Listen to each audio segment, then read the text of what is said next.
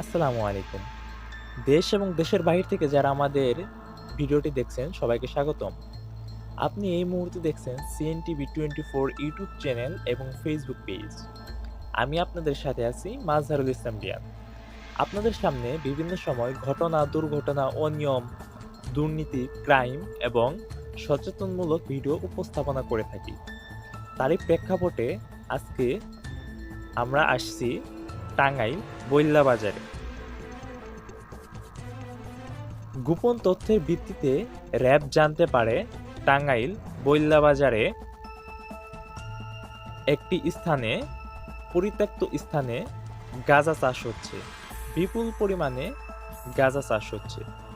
তারই প্রেক্ষাপটে RAB 14 CPC-3 Tangail ক্যাম্পের একটি আভিযানিক টিম টাঙ্গাইল বৈল্লা বাজার র্যাব সরজমিনে এসে দেখতে পারেন বিপুল পরিমাণে গাঁজা চাষ হচ্ছে এবং আশেপাশের এবং জায়গার মালিকদের জিজ্ঞাসাবাদে এবং ছায়া তদন্তে দেখা যায় জায়গার প্রকৃত মালিকগণ এই গাঁজা চাষ সম্পর্কে কিছুই জানেন না এবং এই জায়গায় সারি সারি যেরকম গাঁজা চাষ করা হয়, চাষের যেরকম ঠিক সেরকমই দেখা যাচ্ছে। কিন্তু এই জায়গায় বসবাস না হওয়াতে জায়গার মালিক একটু দূর দূরান্ত থাকার কারণে জায়গার মালিক এই সম্পর্কে বিস্তারিত জানতে পারেন না এবং তারা জানান যে এগুলো আগাছা গাছ হিসেবেই পরিচিত। আপনারা দেখতে পাচ্ছেন আমাদের সামনে বিপুল পরিমাণে গাঁজা গাছ। এখানে প্রচুর পরিমাণে গাঁজা গাছ পাওয়া যাচ্ছে এবং র্যাব এটি সত্যতা নিশ্চয়তা করেন যে এটি গাঁজা গাছ এবং বিভিন্ন সাংবাদিকবৃন্দ এই জায়গায় উপস্থিত আছেন এবং দেখতে পাচ্ছেন এই জায়গায় বিপুল পরিমাণে গাঁজা থাকা সত্ত্বেও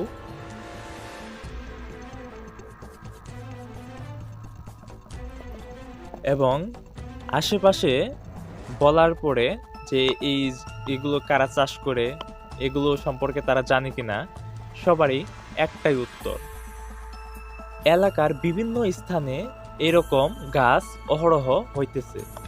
আসলে এই গাছগুলো কোথা থেকে আসছে, এগুলোর বীজ কোথা থেকে আসছে, পূর্ব পরিকল্পিত চাষ কিনা এই সম্পর্কে কেউ কোনো তথ্য দিতে পারতেছে না এবং সবার মুখে একই কথাই শোনা যাচ্ছে এই জায়গায় প্রায় স্থানে এরকম গাঁজা গাছ হইতেছে, এরকম গাঁজা গাছ প্রায় জায়গায় দেখা যাচ্ছে। এবং আপনাদের সামনে সরাসরি জায়গার মালিকের সাথে পরিচয় করে দেব, তিনি বিস্তারিত জানাবেন এই জায়গার বিষয়ে, এই গাঁজা গাছগুলো সম্পর্কে তিনি জানেন কিনা এই সম্পর্কে বিস্তারিত জানাবেন। তো চলুন জায়গার মালিকের সাথে কথা বলি। আমার নাম মোহাম্মদ রফিকুল ইসলাম, আমি একজন সরকারি কর্মকর্তা, উপসহকারী উদ্যান কর্মকর্তা, হর্টিকালচার সেন্টার ফলবাগান টাঙ্গাইল।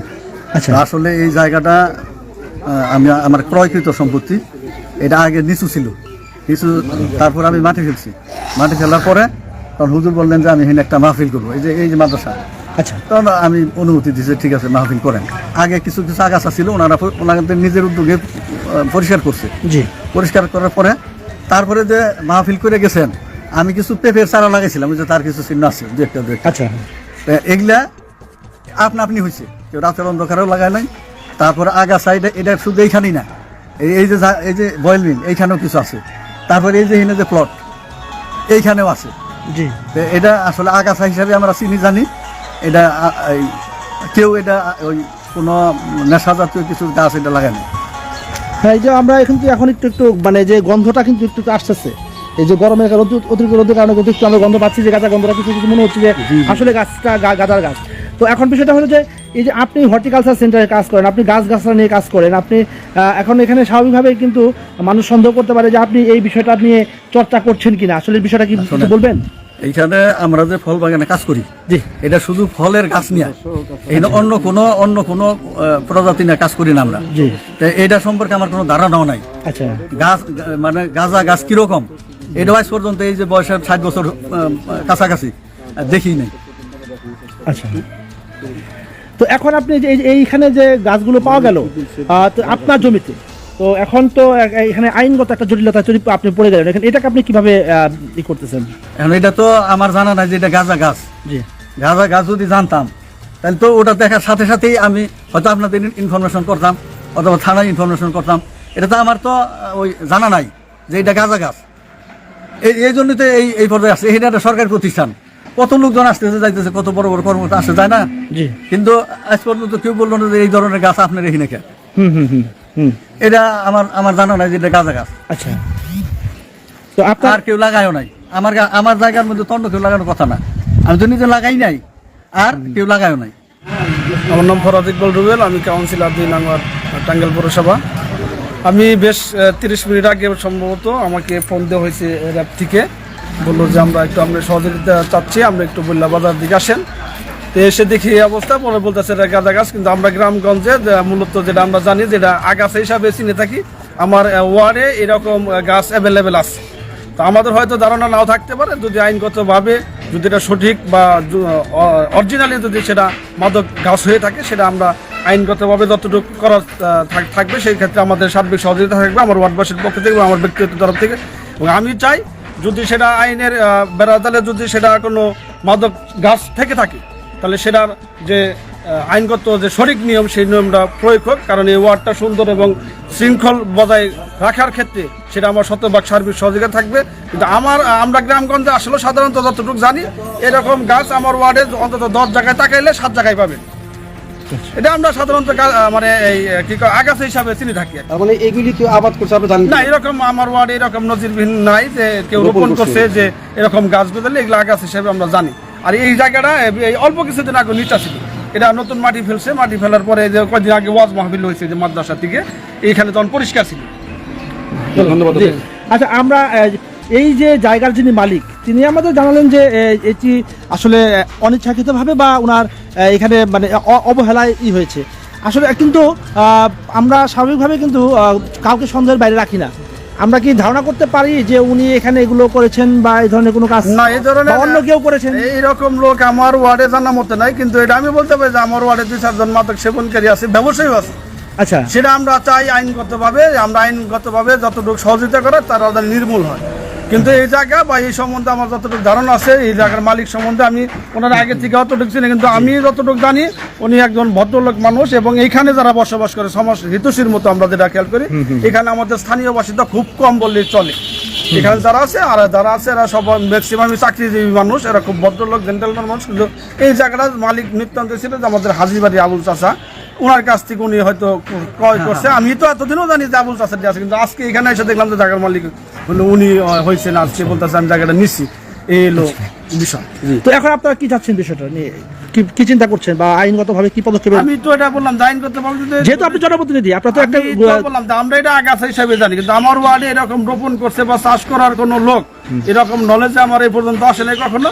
যদি সেটা নিতান্তই যদি কোনো মাদক গাছ থেকে থাকে, আইনগতভাবে তো এটাই থাকে, কিন্তু এটা কে বা কারা যদি ভুলেও থাকে, কিন্তু এটা আমরা আগাছা হিসাবে জানি, কিন্তু সঠিক আগাছাই হবে আমারও একটা আইডিয়া এবং ধারণা। কারণ এরকম ওপেন না, যেহেতু প্রশাসন বলছে যে এটা গাঁজা গাছ, এখানে আর কোনো আমাদের কোনো দ্বিমত থাকা, আমারও দ্বিমত নাই প্রশাসনের বাইরে। যদি থেকে থাকে সেটা হলো আমিও তাদের সাথে যদি শরিক হয়, সেটার সাথে আমি সার্বিক সহযোগিতা আমার থাকবে সব সময়, এবং যে কোনো সময় যে কোনো সহযোগিতা চাইলে আমার দিক থেকে পাবে।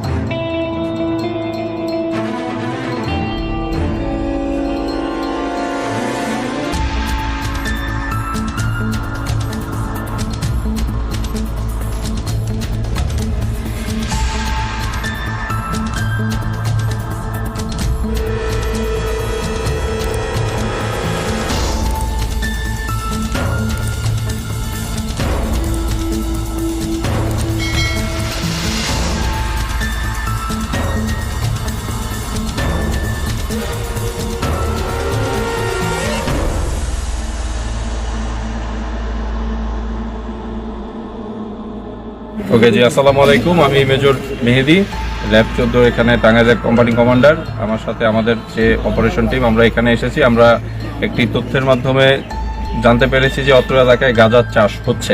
মূলত আমরা গাঁজা চাষিকেই ধরতে এসেছিলাম, বাট এখানে এসে যেটা দেখতে পেয়েছি, বেশ অনেকগুলো জায়গাতে প্রায় শতাধিকের উপরে গাঁজার গাছ পাওয়া গিয়েছে।